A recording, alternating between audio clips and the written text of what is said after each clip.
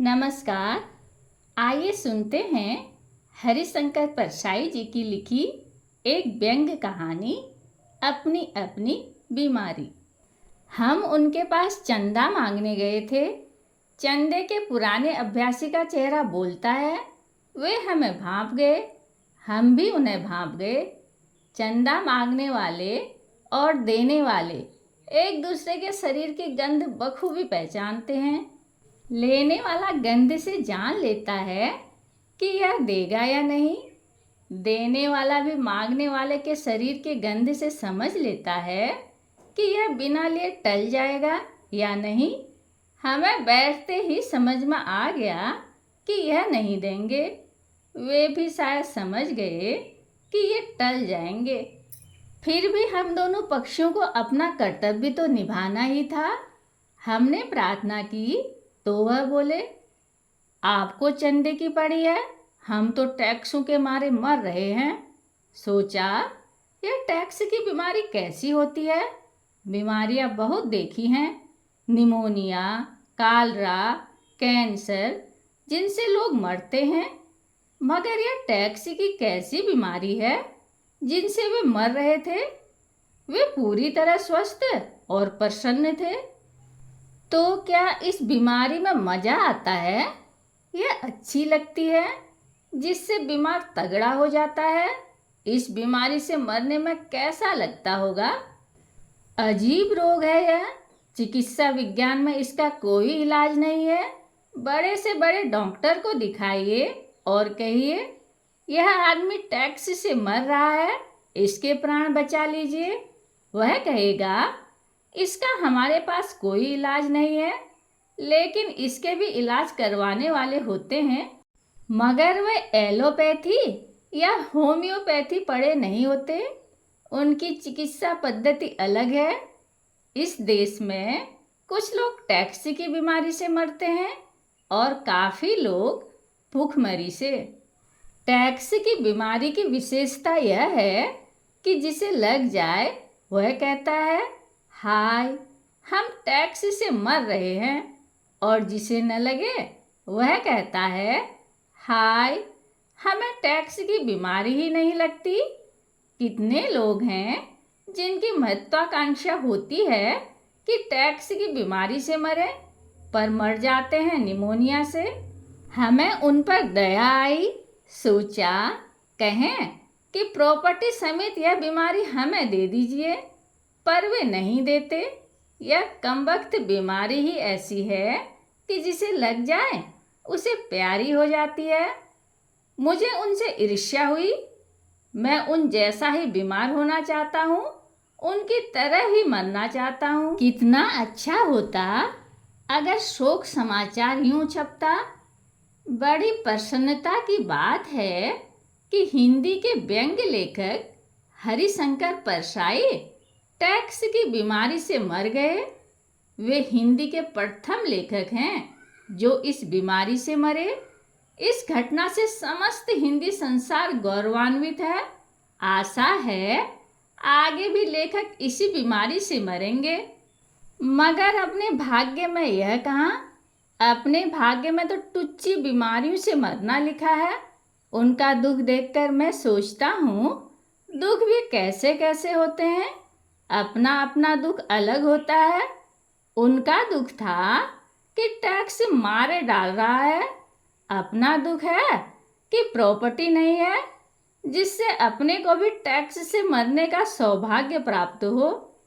हम कुल 50 रुपये चंदा न मिलने के दुख में मरे जा रहे थे। मेरे पास एक आदमी आता था जो दूसरों की बेईमानी की बीमारी से मरा जाता था। अपनी बेईमानी प्राणघातक नहीं होती, बल्कि संयम से साधी जाए तो स्वास्थ्यवर्धक होती है। कई पतिव्रताएं दूसरी औरतों के कुल्टापन की बीमारी से परेशान रहती हैं। वह आदर्श प्रेमी आदमी था। गांधी जी के नाम से चलने वाले किसी प्रतिष्ठान में काम करता था। मेरे पास घंटों बैठता और बताता कि वहाँ कैसी बेईमानी चल रही है। कहता, युवावस्था में मैंने अपने को समर्पित कर दिया था, किस आशा से इस संस्था में गया और क्या देख रहा हूँ। मैंने कहा, भैया, युवावस्था में जिन्हें समर्पित कर दिया वे सब रो रहे हैं, फिर तुम आदर्श लेकर गए ही क्यों? गांधी जी दुकान खोलने का आदेश तो मरते मरते दे नहीं गए थे। मैं समझ गया उनके कष्ट को। गांधी जी का नाम प्रतिष्ठान में जुड़े होने के कारण वह बेईमानी नहीं कर पाता था और दूसरों की बेईमानी से बीमार था। अगर प्रतिष्ठान का नाम कुछ और हो जाता तो वह भी औरों जैसे करता और स्वस्थ रहता, मगर गांधी जी ने उसकी जिंदगी बर्बाद की थी। गांधी जी विनोबा जैसों की जिंदगी बर्बाद कर गए। बड़े बड़े दुख हैं। मैं बैठा हूँ, मेरे पास 2-3 बंधु बैठे हैं, मैं दुखी हूँ। मेरा दुख यह है कि मुझे बिजली का 40 रुपये का बिल जमा करना है और मेरे पास इतने रुपये नहीं हैं। तभी एक बंधु अपना दुख बताने लगते हैं। उसने 8 कमरे का मकान बनाने की योजना बनाई थी, 6 कमरे बन चुके हैं, 2 के लिए पैसे की तंगी आ गई है। वह बहुत बहुत दुखी हैं। वह अपने दुखों का वर्णन करता है। मैं प्रभावित नहीं होता, मगर उनका दुख कितना विकट है कि मकान को 6 कमरों का नहीं रख सकता। मुझे उनके दुख से दुखी होना चाहिए, पर नहीं हो पाता। मेरे मन में बिजली के 40 रुपये का खटका लगा है। दूसरे बंधु पुस्तक विक्रेता हैं। पिछले साल 50,000 की किताबें पुस्तकालय को बेची थी, इस साल 40,000 की बिकी। कहते हैं बड़ी मुश्किल है, सिर्फ 40,000 की किताबें इस साल बिकी। ऐसे में कैसे चलेगा? वे चाहते हैं मैं दुखी हो जाऊं, पर मैं नहीं होता।